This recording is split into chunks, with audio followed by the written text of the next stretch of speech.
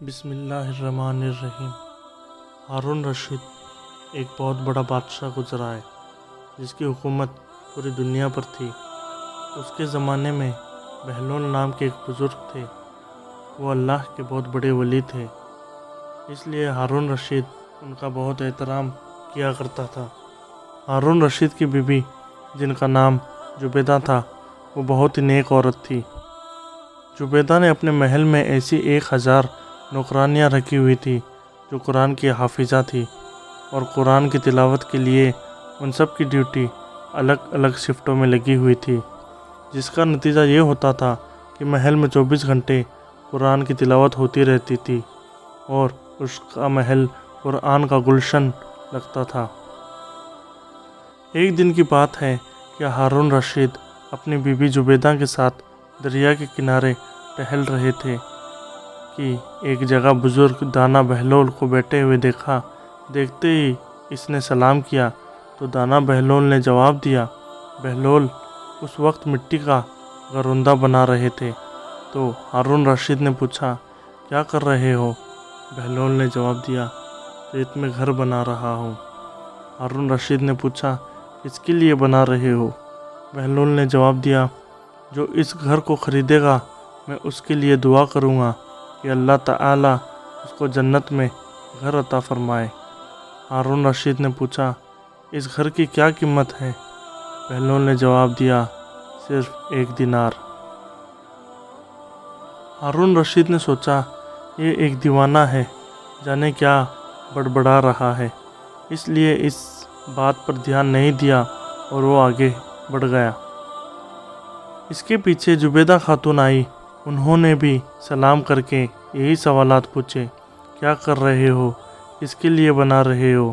تو بہلول نے پھر وہی جواب ان کو بھی دیا کہ جو اس گھر کو خریدے گا میں اس کے لیے دعا کروں گا کہ اللہ تعالیٰ اس کو جنت میں گھر عطا فرمائے۔ قیمت پوچھنے پر بہلول نے 1 دینار بتایا تو زبیدہ نے 1 دینار دے کر کہا، میرے لیے دعا کر دینا، اور پھر وہ آگے بڑھ گئی۔ رات کو جب ہارون رشید سویا تو اس نے خواب میں جنت کے حسین منظر دیکھے۔ خوبصورت جھرنے، ہرے بھرے باغ اور اونچے اونچے خوشنما محل بھی تھے، اور ان محلوں میں ایک محل ایسا بھی تھا جس پر زبیدہ کا نام لکھا ہوا تھا۔ ہارون رشید نے سوچا کہ میں دیکھوں تو صحیح میری بیوی کا گھر کیسا ہے، لیکن اس سے پہلے کہ محل میں داخل ہوتا، محل کے ایک چوکیدار نے اسے روک لیا۔ ہارون رشید نے کہا، اس محل پر میری بیوی کا نام لکھا ہے، یہ میری بیوی کا ہے، اس لیے مجھے اندر جانا ہے۔ چوکیدار نے کہا، نہیں، یہاں کا قانون الگ ہے، یہاں جس کا نام ہوتا ہے اسی کو اندر جانے کی اجازت ہوتی ہے، اس کے علاوہ کسی اور کو نہیں۔ جب چوکیدار نے ہارون رشید کو پیچھے دھکا دیا تو ہارون رشید کی نیند کھل گئی۔ جاگنے پر اس نے یقین ہو گیا کہ بہلول کی دعا زبیدہ کے حق میں قبول ہو گئی، اور خود پر افسوس کرنے لگا کہ میں بھی اپنے لیے ایک گھر خرید لیتا تو کتنا اچھا ہوتا۔ وہ ساری رات اسی افسوس میں کروٹیں بدلتا رہا۔ صبح آنکھ کھلی تو اس نے سوچا کہ آج ضرور میں دریا کے کنارے جاؤں گا اور بہلول سے دعا کرواؤں گا، اپنے لیے جنت میں ایک مکان ضرور خریدوں گا۔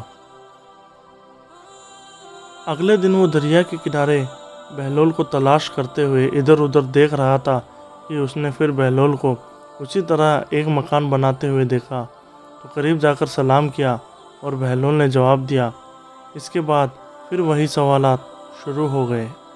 ہارون رشید نے پوچھا، کیا کر رہے ہو؟ بہلول نے جواب دیا، ریت میں گھر بنا رہا ہوں۔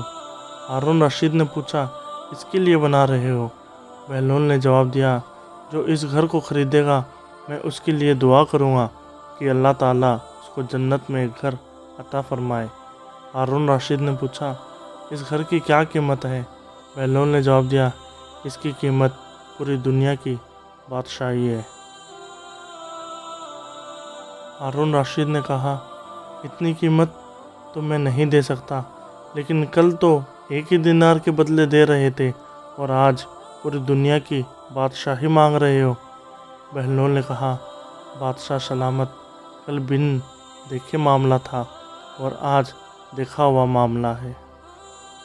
کل بن دیکھے سودا تھا، اس لیے سستا مل رہا تھا، اور آج چونکہ جنت دیکھ آئے تو اس لیے اب اس کی قیمت زیادہ دینی ہوگی۔